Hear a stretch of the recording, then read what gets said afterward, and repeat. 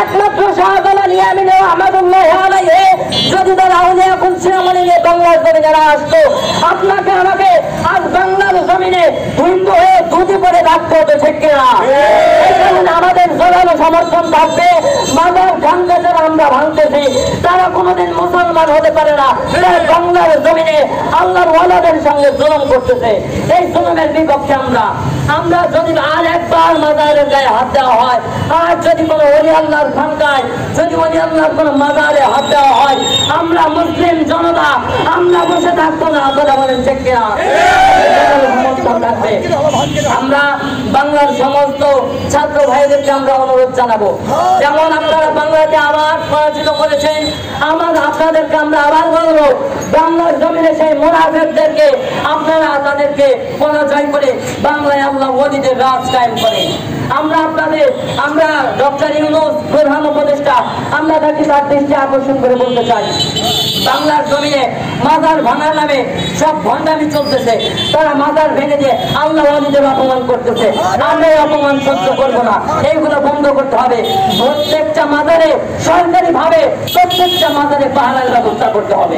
আমাদের দেশের ভাবে আমরা তাদের অনুরোধ জানাচ্ছি। এই কথা বলে আমার সংক্ষিপ্ত বক্তব্য শেষ করছি। আসসালামু আলাইকুম। ইসলামকে ধ্বংস করতেছে, এখনো আমাদের প্রত্যেকটা মাযহাবের উপরে এরা আঘাত আনতেছে। আমরা আর বসে থাকবো না।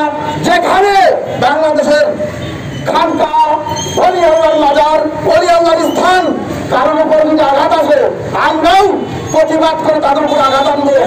এই কথা বলে আমরা সবাই একত্রিত হয়ে প্রতিবাদ করবো ইনশাআল্লাহ।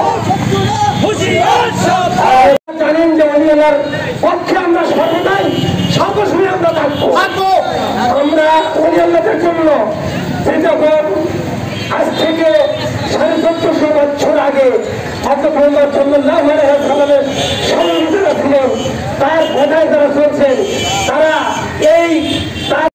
আমরা যাতে প্রতিষ্ঠা করতে পারি, রাজবাড়ি থেকে দেখাই দিতে পারি যে আমরা শুধু খালি আমরা মাজারের জন্য নয়, আহলেবাদ সন্তানদের জন্য আমরা জীবন দিব। ধন্যবাদ। আর আমি বেশি আমার কথা দীর্ঘ করতে চাই না। আমরা ছেড়ে দেবো না, প্রাণ থাকতে আমরা ছাড়বো না। যত কাপুর হয়ে মরতে চাই না, ইসলাম নিয়ে ঈমান নিয়ে দুনিয়া থেকে আমরা মুসলমান হয়ে কবরে যাইতে চাই। এই বাংলাদেশে মুসলমান কায়েম হয়েছে, ইসলাম কায়েম হয়েছে, তাদেরকে ভুলে যাবেন না। আজকে যারা তাদের বিরুদ্ধে, তাদের মাজারে যারা অত্যাচার করছেন, তাদেরকে আমি হুঁশিয়ার সাবধান করে দিতে চাই, আপনারা ভুলে যাবেন না এই জিনিসটা ইতিহাস। সেই আলমগীর হইতে মাজার ভেঙেছিল, তারপরে সে নির্মাণ করে দিয়েছিল, এটা আমার খাজা বাবার ছিল। আল্লাহ ওলিরা সর্বদাই সবসময় আল্লাহর রহমতের নিয়ামতের খেদমতে ব্যস্ত থাকে।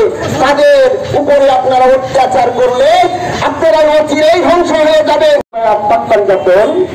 শেরে খুদা মাওলা আলী মুশকিল কুশা দয়াল নবী মা ফাতেমা মাওলা হুসাইনের পক্ষ হতে আমরা আজ যে মুসলিম কিছু লোক আপনারা দেখতেছেন, আগামীতে দেখবেন এই রাজবাড়ি লোকে লোকারণ হয়ে যাবে যদি আহলেবাদ পাক্কান দর্শনের অনুসারী যারা আছে।